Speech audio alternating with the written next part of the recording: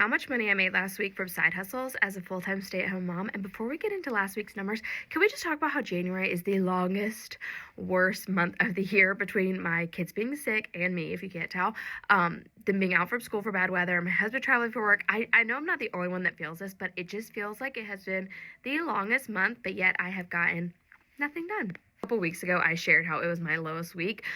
Well, I topped that last week, so let's get into it. Last week I earned money in 5 ways. Starting with Poshmark, I sold one item for $20 and then I made $16 from it. On TikTok Shop I made $19, which is honestly lower than what I've been making, but I have been putting zero effort into it, so I really can't complain. I stayed home full time. I was a fiber artist and I still sell some of those leftover materials on Etsy, so last week I made $17 from that. So I love this bronzing stick. So it's a bronzer on this side and then a blush stick on this side. It's Dibs and I'm obsessed with it. Now for views from this app, which is where I typically make a bulk of my income, I only made around $300 last week. And if I learned anything from that TikTok scare last week, is that I need to diversify my content, which was already a goal of mine this year, but I'm really like putting that into action now. I've spent a lot more time on YouTube trying to get my videos up over there, which is why I think my views were down last week. Also trying to share some on Instagram, but I've shared about this before. I'm just having like a mental block over there and it's really hard to share. My last side hustle, I made $7 last week from Amazon, which is honestly pretty good. Usually it's like $1 to $2. The week before I made $9, so I feel like I'm on a roll over there. Total last week I made $372, which